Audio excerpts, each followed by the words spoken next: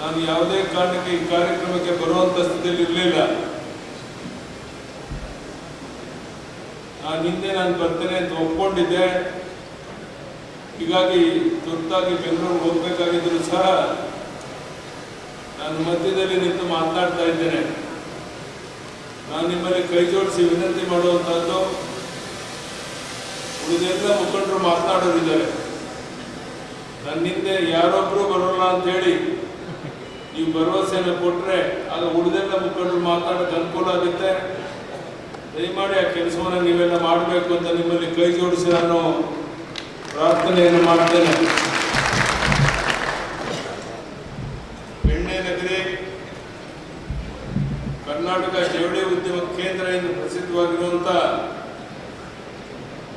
ದಾವಣಗೆರೆಯ ಎಲ್ಲ ನಾಗರಿಕರು, ಕಾರ್ಯಕರ್ತ ಬಂಧುಗಳಿಗೆ ಅಭಿನಂದನೆಯನ್ನು ಸಲ್ಲಿಸ್ತೇನೆ. ಬಂಧುಗಳೇ, ಮುಂಬರುವ ಲೋಕಸಭಾ ಚುನಾವಣೆ ಈ ಸವಾಲನ್ನು ಎದುರಿಸೋದಕ್ಕೋಸ್ಕರ ಪೂರ್ವವಾಗಿ ನಾವೆಲ್ಲ ಸೇರಿದ್ದೇವೆ. ಮಾನ್ಯ ಸಿದ್ದೇಶಣ್ಣ ಅವರು ಅನಿವಾರ್ಯವಾಗಿ ಡೆಲ್ಲಿಲೇ ಇರಬೇಕಾಗಿರೋದ್ರಿಂದ ಅವರು ದೂರವಾಣಿ ಮೂಲಕ ಜೊತೆ ಮಾತನಾಡಿ ನೀವು ಹೋಗಿ ಕಾರ್ಯಕ್ರಮ ಯಶಸ್ವಿ ಮಾಡಿ ಅನ್ನೋ ಮಾತನ್ನು ಸಹ ಅವರು ಹೇಳಿದ ಮೇಲೆ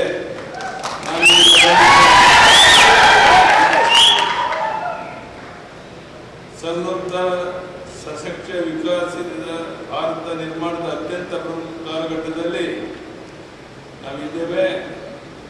ಮತ್ತೊಮ್ಮೆ ಮೋದಿ ಸರ್ಕಾರ ಅನ್ನುವಂಥ ಮಾತು ಎಲ್ಲ ಕಡೆ ಕೇಳಿ ಬರ್ತಾ ಇದೆ. 2004ರಿಂದ 2014 UPI ಸರ್ಕಾರದ ಸಾಲು ಭ್ರಷ್ಟಾಚಾರ, ದುರಾಡಳಿತ, 2014ರಿಂದ 2024 ಮೋದಿ ಸರ್ಕಾರದ ವಿಕಸಿತ ಆತ್ಮನಿರ್ಭರ ಭಾರತ ಕಟ್ಟುವ ಪ್ರಾಮಾಣಿಕ ಅಭಿವೃದ್ಧಿ ಆಡಳಿತವನ್ನ ಜನ ನೋಡಿದ್ದಾರೆ. ಈಗ ನಮ್ಮ ರಾಜ್ಯದಲ್ಲಿ ರಾಜ್ಯ ಕಾಂಗ್ರೆಸ್ ಸರ್ಕಾರದ ದುರಾಡಳಿತದಿಂದ ಈಗಾಗಲೇ ರೋಸಿ ಹೋಗಿರುವಂತಹ ಜನರು ಈ ಭ್ರಷ್ಟ ಸರ್ಕಾರವನ್ನು ಯಾವಾಗ ಕಿತ್ತಾಕ್ತೇವೆ ಅಂತ ಇಡೀ ಶಾಪವನ್ನು ಹಾಕ್ತಾ ಇದ್ದಾರೆ. ಗ್ಯಾರಂಟಿಗಳ ಭರವಸೆ ನೀಡಿ ಅಧಿಕಾರಕ್ಕೆ ಬಂದರು, ಇವರ ಭ್ರಷ್ಟಾಚಾರ ಮಿತಿ ಮೀರಿದ್ದು,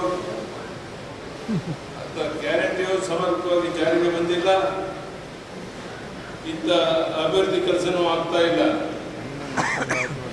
ಇವಾಗ ಎಲ್ಲದಕ್ಕೂ ಕೇಂದ್ರ ಸರ್ಕಾರಕ್ಕೆ ಪಟ್ಟು ಮಾಡಿ ತೋರಿಸಿ ಡೆಲ್ಲಿಗೆ ಹೋಗುವಂತ ಒಂದು ಕೆಲಸವನ್ನ ಮುಖ್ಯಮಂತ್ರಿ ಮಾಡಿ ನಿನ್ನೆ ದೆಹಲಿ ಚಲೋ ಎಂದು ಹೊರಟರು.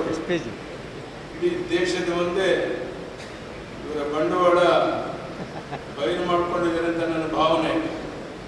ಸ್ವತಃ ಪ್ರಧಾನಮಂತ್ರಿಗಳೇ ರಾಜ್ಯಸಭೆಯಲ್ಲಿ ಮಾಡಿದ ಭಾಷಣದಲ್ಲಿ ಈ ಕಾಂಗ್ರೆಸ್ಸಿನ ಸ್ವಾರ್ಥ ಮನಸ್ಥಿತಿಯನ್ನು, ದೇಶ ವಿರೋಧಿ ನಿಲುವುಗಳನ್ನು ಕಡಾಖಂಡಿತವಾಗಿ ಟೀಕಿಸಿದ್ದಾರೆ. ಒಕ್ಕೂಟ ವ್ಯವಸ್ಥೆಯನ್ನು ಪ್ರಶ್ನಿಸುವ, ದೇಶ ವಿಭಜನೆಯ ಮಾತಾಡುವ ಈ ಕಾಂಗ್ರೆಸ್ ಅನ್ನ ಇನ್ನು ಸ್ವಲ್ಪ ದಿನಗಳಲ್ಲಿ ಜನರೇ ಅಪ್ರಸ್ತುತ ಮಾಡಲಿದ್ದಾರೆ. ಮಾನ್ಯ ವಿತ್ತ ಸಚಿವರು, ಈ ಕಾಂಗ್ರೆಸ್ ಸರ್ಕಾರದ ಸುಳ್ಳು ಆರೋಪಗಳು ನಿಜವಾಗಿ ಕರ್ನಾಟಕಕ್ಕೆ ನೀಡಿದ ಅನುದಾನ ಎಲ್ಲವನ್ನು ಅಂಕಿಅಂಶ ಸಮೇತ ಜನರ ಮುಂದೆ ಇಟ್ಟಿದ್ದಾರೆ. ಈ ಭ್ರಷ್ಟ ಸಿದ್ದರಾಮಯ್ಯ ಸರ್ಕಾರ ನಿನ್ನೆ ಜನರ ದುಡ್ಡಿನಲ್ಲಿ ಎಲ್ಲ ದಿನಪತ್ರಿಕೆಗಳು ನೀಡಿದ ಜಾಹೀರಾತುಗಳಲ್ಲಿ ಕೂಡ ಸುಳ್ಳು ಹೇಳಿ ಸಿಕ್ಕಿ ಹಾಕೊಡುವ ಹೀನಾಯ ಪರಿಸ್ಥಿತಿಗೆ ಬಂದಿದ್ದಾರೆ. ನಿಮಗೆ ಉದಾಹರಣೆ ಹೇಳ್ತೇನೆ. ಬರ ಪರಿಹಾರ ಬಂದೇ ಇಲ್ಲ ಎಂದು ಜಾಹೀರಾತು ಕೊಟ್ಟಿದ್ದಾರೆ.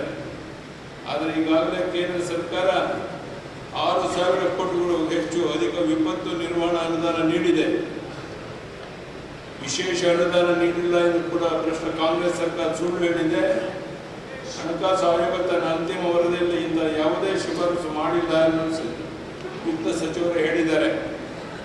ಸುಳ್ಳು ಹೇಳೋದು, ಆ ಸುಳ್ಳನ್ನು ಸಮರ್ಥಿಸಲು ಇನ್ನೂ 100 ಸುಳ್ಳು ಹೇಳುವಂಥದ್ದು. ಇದೆಲ್ಲವೂ ಮುಖ್ಯಮಂತ್ರಿಗಳ ಒಂದು ಮಾತು ಎಲ್ಲರಿಗೂ ಅರ್ಥ ಆಗಿದೆ. ದಿಲ್ಲಿಗೆ ಹೋಗಿ ರಾಜ್ಯದ ಮಾನ ತೆಗೆದ ಈ ಕಾಂಗ್ರೆಸ್ ನಾಯಕರು ರಾಜ್ಯದ ಜನರಿಗೆ ಉತ್ತರದಾಯಿಗಳು ಎನ್ನುವುದನ್ನು ಮರೆಯಕೂಡದು. ನಾನು ಹೆಚ್ಚು ಮಾತಾಡೋದಿಲ್ಲ. ನಾನು ಒಂದು ಕೈ ಜೋಡಿಸಿ ಮತ್ತೆ ಪ್ರಾರ್ಥನೆ ಮಾಡ್ತೇನೆ. ಈಶ್ವರನವರು ಉಳಿದೆಲ್ಲ ಮುಖಂಡರು ಮಾತನಾಡೋರಿದ್ದಾರೆ. ನಾನು ಮಾಧ್ಯಮದ ಸ್ನೇಹಿತರು ಜೋಡಿಸಿ ವಿನಂತಿಯನ್ನು ಮಾಡ್ತೇನೆ. ನಾನು ಅನಿವಾರ್ಯವಾಗಿ 5 ಗಂಟೆಗೆ ಹೆಲಿಕಾಪ್ಟರ್ಗೆ ಬೆಂಗಳೂರಿಗೆ ಹೋಗಲೇಬೇಕಾಗಿರೋದ್ರಿಂದ ನಾನು ಹೊರಡ್ತಾ ಇದ್ದೇನೆ. ಅದಕ್ಕಾಗಿ ನಾನು ನಿಮ್ಮಲ್ಲಿ ವಿನಂತಿ ಮಾಡುವಂಥದ್ದು, ನನ್ನನ್ನು ಕಳಿಸೋದಕ್ಕೆ ವೇದಿಕೆ ಮೇಲೆ ಮುಖಂಡರು ಯಾರೇ ಆಗಲಿ ಯಾರು ಬರ್ದೇನೆ ಈ ಕಾರ್ಯಕ್ರಮ ಯಶಸ್ವಿ ಮಾಡಿಕೊಡ್ತೇವೆ ಅನ್ನೋ ಮಾತನ್ನು ಹೇಳಿ ಅದರ ಕೈ ಎತ್ತೇಳಿ ನೋಡೋಣ. ಯಾರೊಬ್ಬರು ಸಹ ಕಾರ್ಯಕ್ರಮದಲ್ಲಿ ಮಧ್ಯೆ ಹೋಗದೇನೆ ಈ ಕಾರ್ಯಕ್ರಮ ಯಶಸ್ವಿ ಮಾಡಿಕೊಡೋದ್ರ ಮೂಲಕ ಇವತ್ತು ಭಾರತೀಯ ಜನತಾ ಪಾರ್ಟಿ 28ಕ್ಕೆ 28 ಲೋಕಸಭಾ ಕ್ಷೇತ್ರ ಗೆಲ್ಲಬೇಕು ಅನ್ನೋ ಸಂಕಲ್ಪ ಮಾಡಿದೆ.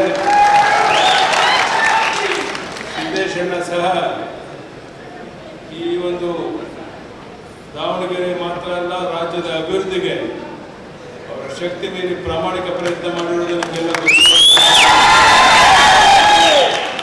ಸಿದ್ದೇಶಣ್ಣನವ್ರನ್ನ ನಾವು ಬಹಳ ಗೌರವದಿಂದ ಕಾಣ್ತಾ ಇದ್ದೇವೆ. ಆದ್ರಿಂದ ಸಿದ್ದೇಶಣ್ಣ ಇಲ್ಲಿ ಇಲ್ಲ ಅಂತ ಯಾರು ತಪ್ಪು ಗ್ರಹಿಕೆಯನ್ನು ಮಾಡಿಕೊಳ್ಳದೇನೆ ಬರುವಂಥ ದಿವಸಗಳಲ್ಲಿ ನೀವೆಲ್ಲ ಒಟ್ಟಾಗಿ ಒಂದಾಗಿ ಲೋಕಸಭಾ ಒಂದು ಸದಸ್ಯರನ್ನು ಆಯ್ಕೆ ಮಾಡಿ ಕಳಿಸೋದಕ್ಕೆ ನಾವು ಒಗ್ಗಟ್ಟಾಗಿ ಕೆಲಸ ಮಾಡಬೇಕು ಅಂತ ಕೈ ಜೋಡಿಸಿ ನಿಮ್ಮಲ್ಲಿ ಪ್ರಾರ್ಥನೆಯನ್ನು ಮಾಡಿ, ಇವತ್ತಿನ ಈ ಕಾರ್ಯಕ್ರಮದಲ್ಲಿ ಇಷ್ಟು ದೊಡ್ಡ ಸಂಖ್ಯೆಯಲ್ಲಿ ನಮ್ಮ ಅಣ್ಣ ತಮ್ಮಂದಿರು ತಾಯಿಯಂದಿರು ಬಂದಿದ್ದೀರಾ. ಮಾಧ್ಯಮದ ಸ್ನೇಹಿತರಿಗೂ ಮತ್ತೊಮ್ಮೆ ಅಭಿನಂದನೆಯನ್ನು ಸಲ್ಲಿಸಿ ನನ್ನ ಮಾತನ್ನು ಮುಗಿಸ್ತೇನೆ. ಧನ್ಯವಾದಗಳು. ನಮಸ್ಕಾರ.